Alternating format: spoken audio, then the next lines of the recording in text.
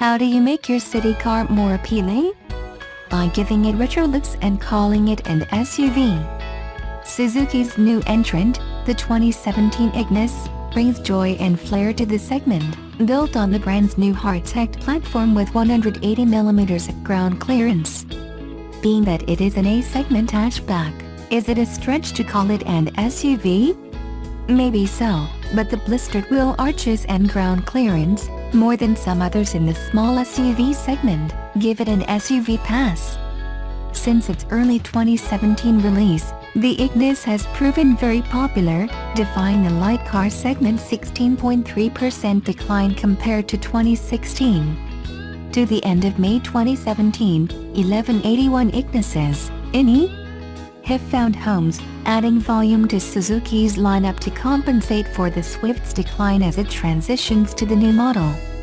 Does the retro fantastic little tyke exhibit the utility and confidence of a true SUV in the real world? Let us find out. We're testing both the base model GL, Aqua, and top GLX, Orange, both in automatic. In terms of styling, the Ignis is a real mo-breaker. Instead of the soap blob look that defines most of its contemporaries, it is angular and confident, with many cues reminiscent of early, classic Suzukis.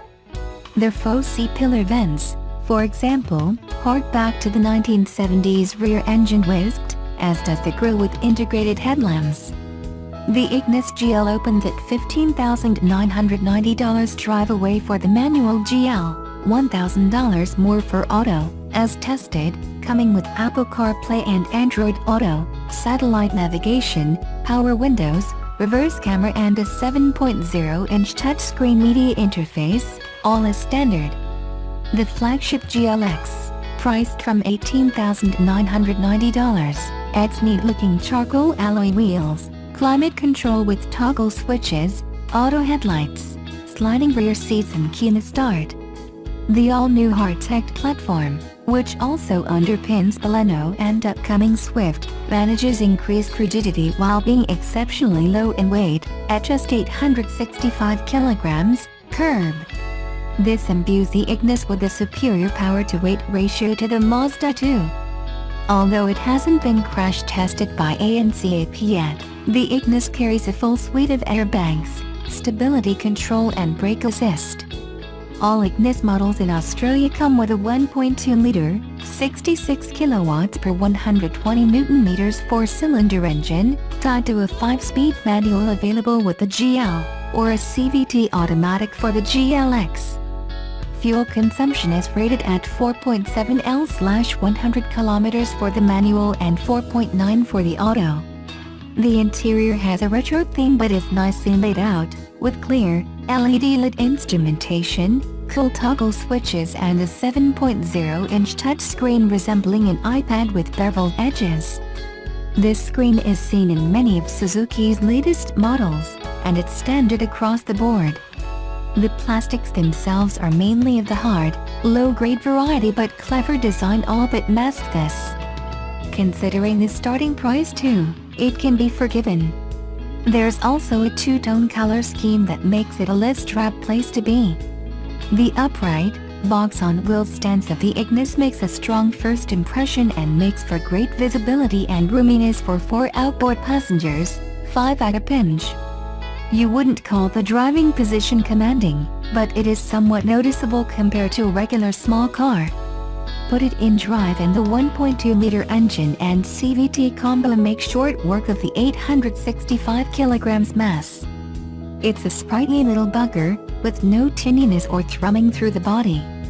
It's quiet enough most of the time, with only faint wind noise coming from the sides. Crosswinds can disturb high-speed balance on the highways, but this does tend to make the car feel more alive and interactive. The high ride height means Iggy is very forgiving over bumps but not a car to be thrown about like a go-kart. Although turn-in and body roll is well contained most of the time, pegging it around with disdain reveals a sudden propensity to lean and wobble, but it's never unpredictable. Standard with power steering, it's quick and decently weighted, but somewhat remote in terms of feedback. You can place the Ignis well in corners and car parks, but there isn't a whole lot of communication through the rim. Small tires, 175/60, or 65 with 16 in alloys on GLX, mean grip levels aren't at the pinnacle of the class, especially with very little weight pressing them onto the ground.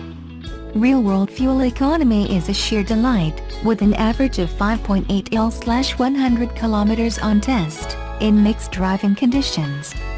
This is an excellent result considering a similarly spec'd Holden Spark spends most of its time over 7.0 L/100 kilometers in the real world. The CVT even keeps the engine purring along at low revs at cruising speeds, but headwinds do become noticeable. Servicing is at 10,000 kilometers intervals, at $179 each, except for the 40K, 80K and 100K services, which are $359, $399 and $399, respectively. The warranty is 3 years or 100,000 kilometers, whichever comes first. While not an SUV in the traditional sense, the increased ride height and retro styling give the Ignis a great deal of endearing character. It democratizes retro styling instead of charging a premium for it, like, say, Mini or VW Beetle. Little Iggy is easy to drive, has great infotainment and standard features, is cheap to maintain, and feels relatively well built. We want to see more like it, including Honda's JDM N1 and N-Box.